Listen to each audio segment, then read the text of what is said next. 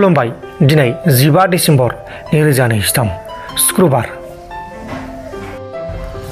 आसामनि बिश्वनाथआव सासे लेबारा खामानि मावबाय थानाय समाव हरखाब हाइ भल्टेजनि ताराव नांजानानै मोब्लिबजों बोबथाबजानानै जायगायावनो जिउ गोमादों।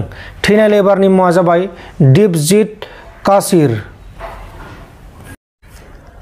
गुवाहाटीआव सासे प्राइभेट हस्पिटालनि डक्टरा गावनि न'आव खामानि मावनो लाखिनाय सासे 12 बोसोर बैसोनि हिनजावसाखौ जिनाहारि खालामनानै पुलिसजों एरेस्ट खालामजादों।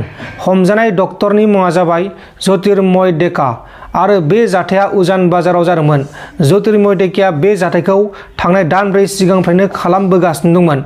उनाव हिनजावसा गथ'आ सहायनो हायैयाव खारखोमा लांनानै लकेल पुलिसनो खोन्थायो आरो लकेल पुलिसा केसखौ लानानै दायनिगिरि दुथां डक्टरखौ एरेस्ट खालामो।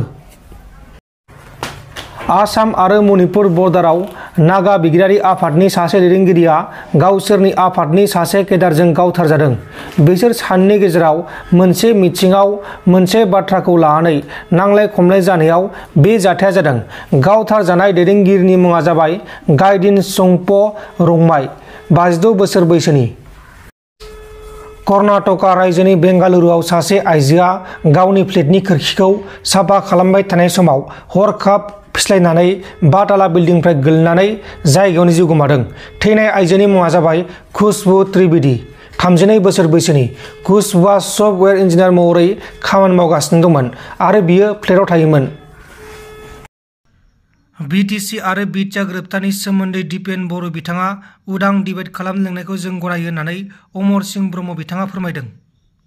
बैसो आगोल दिपेन बर' बिथाङा बिटिसि एकर्ड बिटिआर एकर्ड दाबो थिगैनो दं, खुनु डाइल्यूशन जायाखै, स्क्रेच जायाखै, बेबायदि बाथ्रा बुंदोंमोन जे बिटिसिआ मोनसे न' आरो बिटिआरआ मोनसे न'। बिटिसि न'खौ जों रिनोवेशन खालामनानै बिटिआर खालामदों बेबायदि बुंलाबायदों। दा बिथांनि बे बुंनायनि सायाव आङो साननैनि परे बिथांनि जुक्तिनि एगेन्स्टै काउन्टार मोनसे स्टेटमेन्ट होदोंमोन। बे आं काउन्टार होनाय स्टेटमेन्ट होनायनि उनावहाय बिथाङा खर' गरम जानानै आरोबाव गोदानै होफिनबावदों। बिथाङा गोथौयै साननानै होखो ना थौलेयै सानना होखो ना गरम जानानै होखो, दा बिथाङा अपेन डिबेट जेनाखि जोंनि गेजेराव खालामनो जे हांख्रायदों, बिथांनि बे अपेन डिबेटनि बे इनभाइटेसनखौ खावलायनायखौ आङो गोसो गुदुङैनो नाजावबाय, बरायबाय बिथांखौ जे जातिनि सार्थनि थाखाय जोंनि सोरहा बिटिसिनि सायाव बेसेबां कनसेप्ट, बिटिआरनि सायाव बेसेबां कनसेप्ट दं, बे जिनिसा स्पष्ट जानांगौ, रायजोफोरनो मिथिहोनांगौ।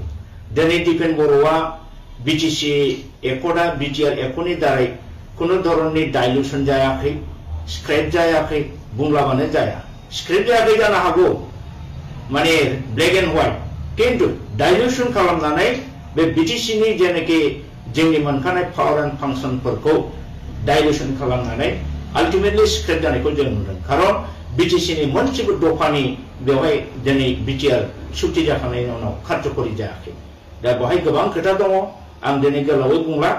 जायखिया बिथांनि बे प्रप'जालखौ आं गनायो, वेलकाम होयो आरो दुंब्रुद गोसोयैनो जोङो बे अपेन डिबेटआव बाहागो लागोन। नाथाय मोनसेल' खावलायनाय, बिथाङा बे अपेन डिबेटनि हांख्रायनाय दायित्वखौ लानांगौ आरो बियो मोनसे अपेन फिल्डआव जानांगौ, हायार सेकेन्डारि फिल्डआवनो जा बा नैबे बिटिसिनि सेक्रेटारियेट कमप्लेक्सनि लांदां फोथार बाहायनो जा। बेवहाय मोननैबो हान्जा थागोन, एबसु हान्जा ओमफ्राय जोंनि हान्जा, लोगोसे थार्ड पार्टि हिसाबै दुलाराय रायजो राजा बिथांमोनहाबो खोनासंनो हयथ' लुबैनो हागौ। बेनि एरेन्जमेन्टखौ बिथाङा खालामनांगोन आरो लाइभ टेलिकास्ट बा लाइभ जेनाखि टेलिभिजन सिस्टेम बे जिनिसखौ खालामनांगोन, लाइभ टेलिकास्टनि बेबस्थाखौ। आरो बिथाङा जाहाथे फुलि डिसिप्लिन जायो बे डिबेटआ जानानै थाङो, बे जिनिसखौ बिथाङा एसुरेन्स होनांगोन। जोङो रायज्लायनानै थिग खालामबाय।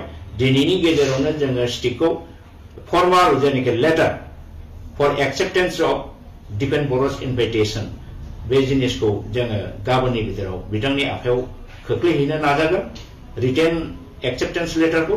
आरो बिनि उनावनो बिथाङा हागौमानि थाबैनो बे अपेन डिबेटनि एरेन्जमेन्टखौ सम्पूर्ण एरेन्जमेन्ट खालामनायनि दायित्वखौ लानांगौ। नोंथांमोन दिननि खौरांफोरा बेखिनिल'मोन। बेखिनिसिम नायनायनि थाखाय नोंथांमोननिसिम रोजा रोजा साबायखर। गोजोन्थों। एसेनोसै। जय बर' हारिनि।